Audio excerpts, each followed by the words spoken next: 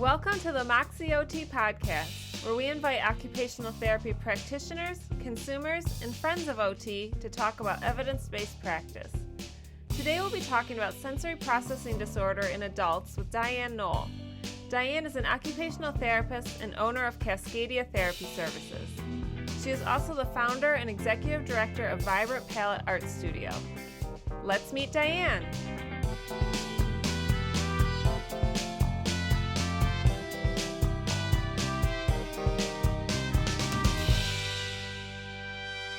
Today on the Moxie OT podcast, we'll be talking about sensory processing disorder in adults with Diane Knoll. Diane is an occupational therapist who wears many hats, including being the owner of Cascadia Therapy Services in Seattle, Washington. She is also the founder and executive director of Vibrant Palette Arts Center. Diane and I graduated OT school together back in 2001. And whenever I see all the great things she's doing, she serves as a great peer model to keep me reaching. Diane, thanks so much for joining us here today on the Moxie OT podcast. Yeah, thanks for having me. This is so exciting. Like I said, you do so much more than the little bit I included in your introduction.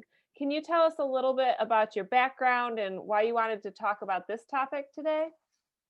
Sure. So I graduated with you in 2001, and I started out working in hospitals, skilled nursing facilities, and eventually kind of made the switch over to pediatrics and early childhood education about 4 years after I graduated, and then worked in school systems as a contract OT for a long time. I don't even know how long, to be honest, probably until 2017, I think was my last year in the school district. And I've worked with all ages, even into that high school and the transition program for special education. And then started working very part-time at a SI clinic, outpatient SI clinic. And then while I was doing all that, I started Vibrant Palette because I was inspired by an organization in Oakland called Creative Growth, which works with all adults with disabilities, and it's a visual arts program basically for them, and it's a day program. So I originally thought, I was like, oh, this program's been around for 50 years. It's in Oakland, California. Seattle's really close. We have to have something that exists like that. And then I started looking around because I just wanted to volunteer. And of course, there wasn't anything in our city that was remotely close to it. There's really just not a lot of programming for adults with developmental disabilities for the most part, anyways, in my area. So then I got this crazy idea that I should start my own nonprofit and spend some time kind of doing the legwork on that. And we opened our doors in January of 2017. And we're just 1 day a week program. We meet on Wednesdays. And then during the pandemic, we've been online on Zoom, which has been interesting, but they have, that's a whole nother thing, but they have like rocked it. They are the greatest, I think, role models for me of just like being resilient and going with the flow. So that's kind of, I've been doing Vibrant Palette, and we of course have some artists that are autistic that would come and had huge sensory issues, and most of them had never seen an OT, and their staff, if their staff members would come with them, their staff didn't seem to understand like what how their behavior was related to their sensory issues. So I got a little portable hammock chair swing that I started bringing in, and a rocking chair, and let them sit in there on breaks, and that immediately just helped them feel more relaxed and calm. We got some noise canceling headphones, and that really reduced the auditory stimming, because of course they were doing that to keep all the other noises in the studio out. So it was just like those simple things where I was like, why isn't anybody addressing this population? Because your sensory issues don't go away just because you turned 21 and you're out of the special education system. So then I got this kind of idea to start my own business that really focuses on providing sensory support across a lifespan and for all ages. And I started that last year. Was that right? No, 2019, I think. And I'm up to 10 clients now. Yay. Nice. doing that. And I do have some adults that I see, some that are even, in their 40s and just got an autism diagnosis for the first Wow. time. And so I've just really, there's just such a huge need, that I'm like, why is OT, why aren't there more OTs out there addressing this? Because I also run a Facebook group called Sensory Support for Adults with SPD. And like, I've done surveys on there, just kind of trying to get an idea for how easy it's been for them, any of them, to find an OT that sees an adult. And most said it's been nearly impossible, or they haven't even tried just because they've been burned by the system before. So, yeah, so it's kind of heartbreaking. And I'm just like, we need to serve these people. Right. We need to serve them. And as we talked about talking about this topic for this episode on this evidence-based podcast, we talked about how poorly researched this population is. So why do we need more OT researchers? Sorry, I'll take that for Brian. Why do we need more OT researchers to explore this topic more? Um, so I think because there isn't a lot of research. So when I first kind of started thinking about my practice, I searched for through a lot of continuing ed kind of networks to try to figure out, like, I want more information on this. Like, I want to feel confident to be able to go in and serve these clients. I have my kind of background in SI theory, but it was really hard to find anything. The Spiro Foundation, Teresa May Benson, she has probably the best resources. So I was able to kind of find things here and there, like a 1-hour course talking about it. But there's really not like any kind of comprehensive course for like helping adults with SPD that I've been able to find. Yeah, and we can't assume that adults react the same way, have the same goals. There's so many interventions that we do with kids that maybe an adult's not going to want to, jump into a crash pad regularly or swing on a swing. Maybe swing on a swing, maybe. So we I definitely enjoy it. I have a swing in my house. we definitely just need to know more to serve these clients.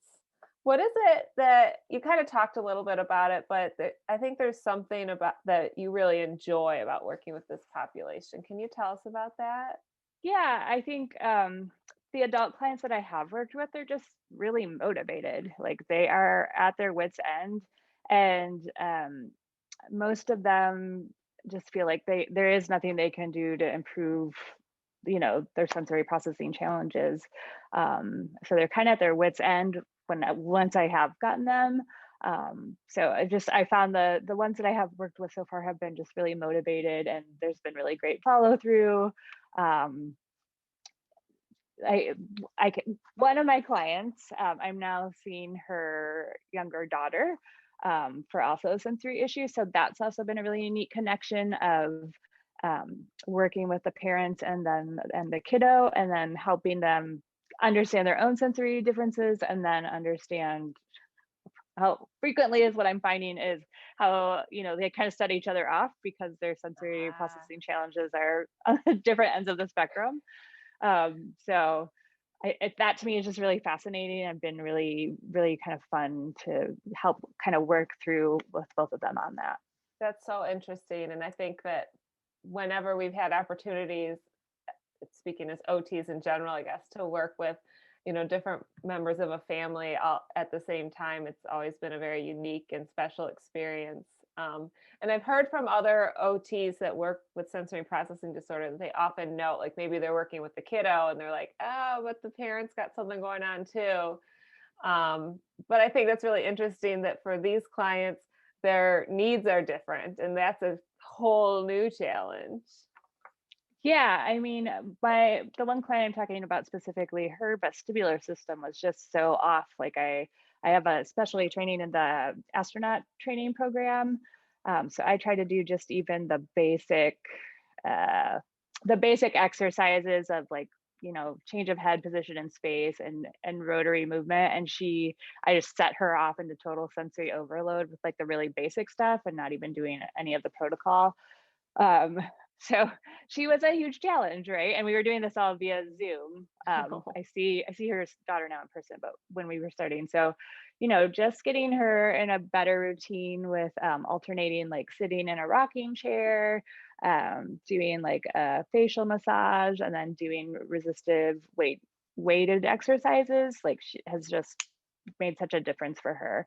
And now she's like my best marketing tool, which I don't encourage her to do this. She just does it for me. But she's like on all these different groups now on Facebook, and she's like, you guys don't have to live with this. You just need to find an Oh, OT that helps adults, and it can totally change like your experience. So it's just that I think that to me is really rewarding. I feel like the time that we worked together wasn't very long, but because she's an adult and kind of has more of that life experience and um I don't want to say wisdom, but like it's mhm. just been easier to teach her some of the sensory strategies and then have her have this huge follow through. That's so great. And I think that really leads into the next question. I think we've hit some of it, but what um what are some of the differences in the needs for adults versus kiddos? Well, and the Spiral Foundation and their training too, they talk about this a lot, but it's really it's relationships, right? Because when you think about adults and their partners or their spouses, there's a whole another thing that piece that comes in beyond just their kiddos is like that relationship with their spouse, and are they an avoider and their spouse is a seeker? Those sorts of things come into play, and just really getting a good routine down for them, I think, is super important. And then work is also another piece that we look at a lot. I'm helping one of my other adult clients, who's a software engineer, again, just like trying to stay more focused throughout his day working from home. It's been really challenging. Um, so it's Yeah. like those sorts of things that, from when we work with kids, we're looking more at a play-based lens. And Oh, then when we're working with adults, we're really looking at some of those other occupations. which I find really exciting as an adult OT who's worked with like executive function disorders and things. The thought of like how can you look at your workday and how can you incorporate these strategies in? It's very exciting to me. I think you can do a lot of difference for your folks. Yeah, I really want to get in with all the tech companies and get into a consultant role with them and be like, let's talk about your lighting. Yes, please. Can you talk Uh, about lighting everywhere? yeah. So that is another area that I'm hoping to grow the practice in the next couple of years. Sorry, my cat was doing something weird behind the camera. I just want to make sure there were no bunnies involved. Oh my goodness. It happens. All Okay, we're good. right. Well, can you tell us about what interventions you might typically use with adults? You kind of mentioned a few, but I'm sure you have some favorites. Yeah, and it's kind of forever evolving, because I didn't mention this, but I'm taking that graduate certificate program that has a heavy emphasis on interoception and then functional medicine and like how those are tightly interwound. And then I've really just been like, oh, well, when you do IA strategies for interoception, which is our eighth sensory sense, it's being able to read your own body cues and be more aware of how your that brain body connection and like how your body feels impacts your emotions, and so forth. So I'm kind of, I didn't tell you this, but I'm kind of creating my own protocol right now called a sensory health protocol, that will be like, the full evaluation and then going over the results, but then spending each 1 week on each sense and like looking at it from, what a sensory integration perspective is. It's like proprioception. So let's talk about things that are with our proprioceptive sense that make your body feel good.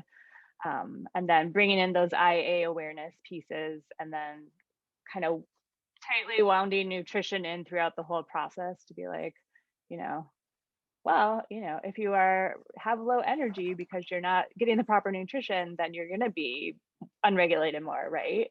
Yeah. So let's make some small changes and see if we can tweak that nutritional piece for you a little bit, because a lot of these people aren't sleeping, right? Yeah. And I think as I'm learning more about functional medicine, I'm like, oh, well, that's why I have problems with insomnia. I'm not getting enough magnesium. So it's like, Yeah. I think I'm hearing that more and more is like OTs are recognizing the need to include health and wellness and nutrition into our practice because it is all connected. And if we're not taking care of ourselves in those other ways, we're not going to be able to do our routines and habits and roles. exactly. So that's I'm going to trademark it, TM, but that's what I'm trying to get done by the end of spring so that I have that ready to go in the summer for adult clients. Yay, that's so exciting. And so, as you plan this, can you tell us about what are some of the standardized assessments that you use? Yes. Ooh, I should have gotten those for you guys.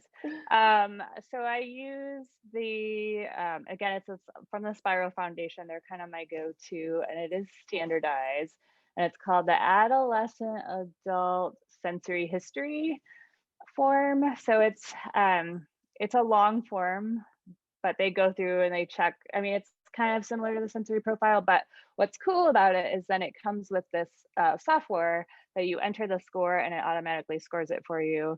And it looks at other like functional things like driving, and if their sensory issues are impacting driving, and just really, really kind of lays it out in I don't want to say it in a way that I appreciate more and am able to explain better to my clients, if that makes sense.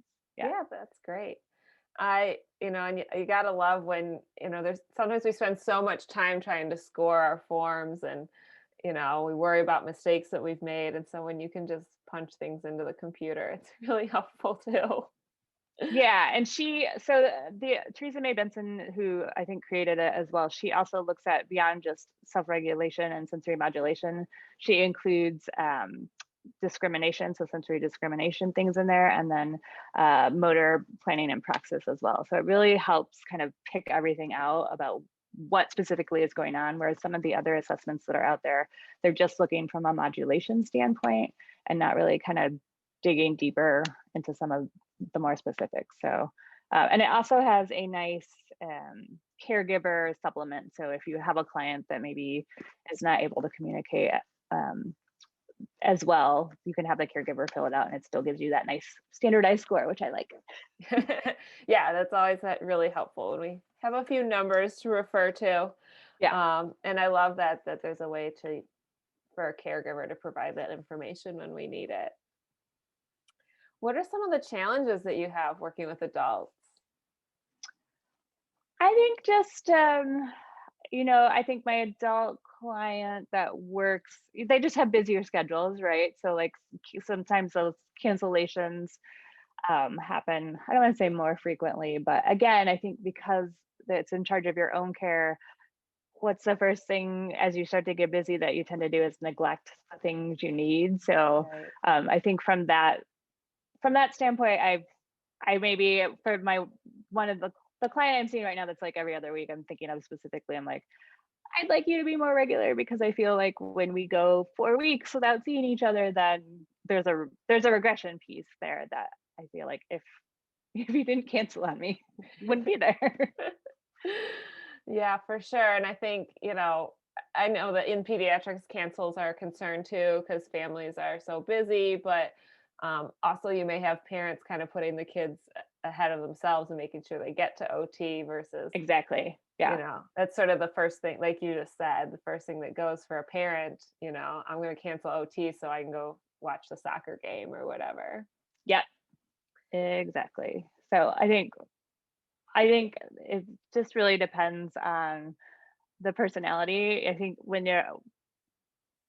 this client that I'm thinking of does not have children actually, and then the one that does, I think it was more of a priority. She's like, I know I need to be regulated first before I can help my kids be regulated. So, well, good for her. That's great. Yeah. I know you're in a private practice, but are there other disciplines that you might coordinate with when you're working with adults with SPD? Yeah, I have a former colleague that is a psychologist that we try to send each other referrals. So we, when she sends me a referral, then we end up kind of talking about like, oh, I didn't think about this piece that I saw in your evaluation or whatever. And I'm trying to be better at networking. That's actually my goal for next week, but haven't quite gotten there yet. Yeah, I think, as I've always worked in a busy clinic with lots of disciplines, and when you don't have that same opportunity, it's something that I miss. But I think that we can definitely create those connections, like through your colleague who's a psychologist. It's really helpful to have those moments to talk things through. Yeah.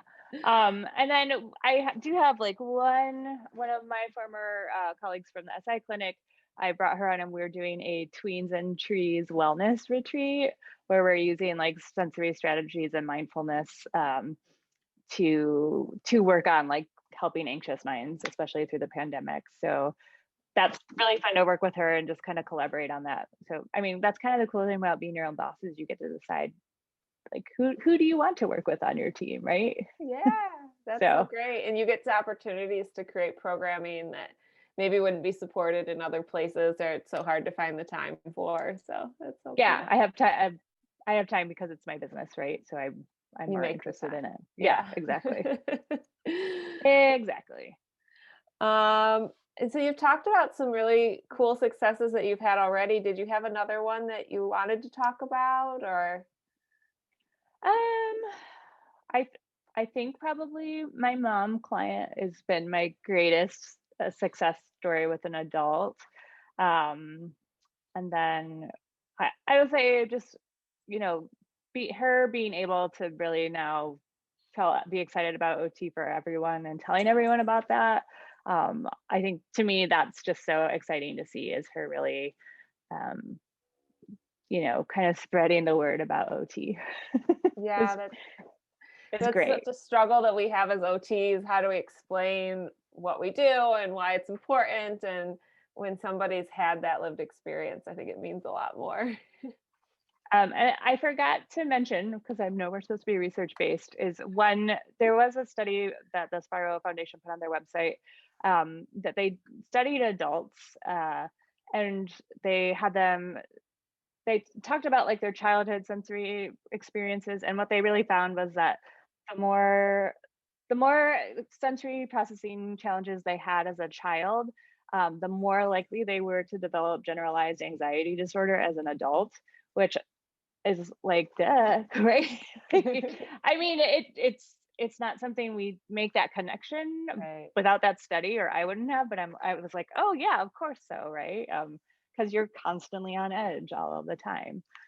So Yeah. I just think about how many people have that as a diagnosis, and then thinking about, you know, us maybe not realizing that a lot of those are those underlying sensory issues that have never been addressed.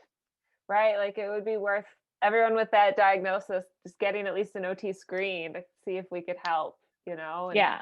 I'm sure there's a lot of adult psychologists out there that are very unfamiliar with OT and sensory processing disorder. And now that makes me think like, okay, that's a great referral source. We need to go talk to all these psychologists and counselors out there. Yeah, and even physicians too, right? Yes. Of like, you're not Yeah. realizing, and some of the people in the group are like, oh, my doctor says that it's not even a real thing. Yeah. Because it isn't its own standalone diagnosis right now, even though there's a movement to try to get that to change. But if you even think about, a lot of the people on my Facebook group are head injuries, right? So they've had sensory issues come up since they've had head injuries. Um, I think there's a strong connection between mental health and sensory processing. And what they've even found with interoception is there's a strong correlation in people with eating disorders having poor interoceptive awareness, which makes Interesting. sense, right? Like if you don't have good feedback within your body of like when you're full or where you're hungry, it makes sense that that's going to exacerbate an eating disorder. Sure. So I think there's so much out there that we're barely scratching the surface of with this, and I'm really excited to kind of be able to dive deeper into that. because I'm going to get my post-professional graduate degree. Yay, congratulations on that. And yeah, if there's any capstone students or people thinking about doing their PhD, here's some great ideas for your. And I'm taking on a capstone student next summer, actually.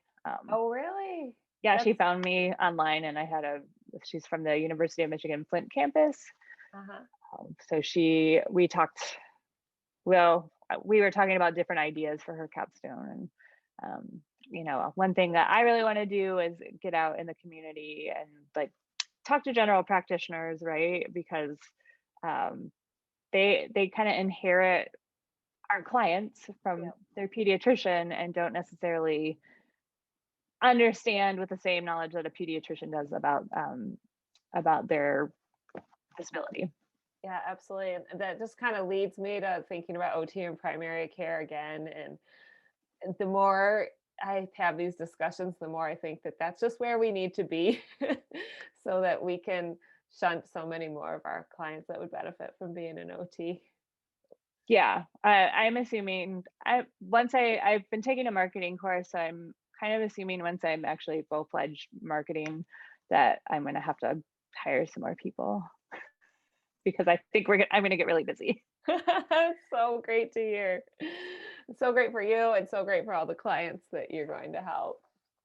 And I didn't say this earlier, but we'll make sure that Spiral Foundation study is posted on our website, as well Yes. as many other resources that we've talked about, in your website, all those great things. Speaking of which, at the Moxie OT podcast, we always want to make sure we provide an opportunity to our listeners to increase their Moxie. So if a client wanted to know more about working with adults with sensory processing disorder, I have to take that again, darn it. At the Moxie OT podcast, we always want to make sure we provide an opportunity for our listeners to increase their Moxie.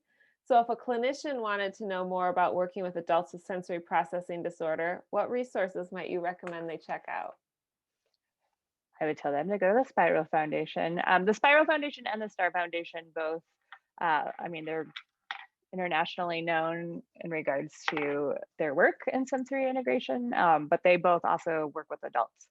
And then there's also a book that's a really great resource. I read it. It's by Janera Narenberg, called Divergent Mind. And she identifies as highly sensitive, as a highly sensitive person. I think it's HSP is the acronym for it. But she is also a journalist. So she has just really done this really nice book in regards to research about, and it's mostly from a female perspective. So it's research about how like women throughout time have been treated from the medical community.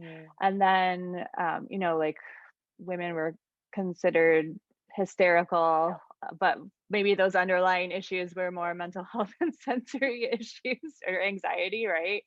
But they would get this diagnosis of hysterical. And so she just kind of like weaves that in, and then she brings like many different players into play. So she goes to both the Spiral Foundation and the Star Foundation and meets with the founders and, really learns about OT.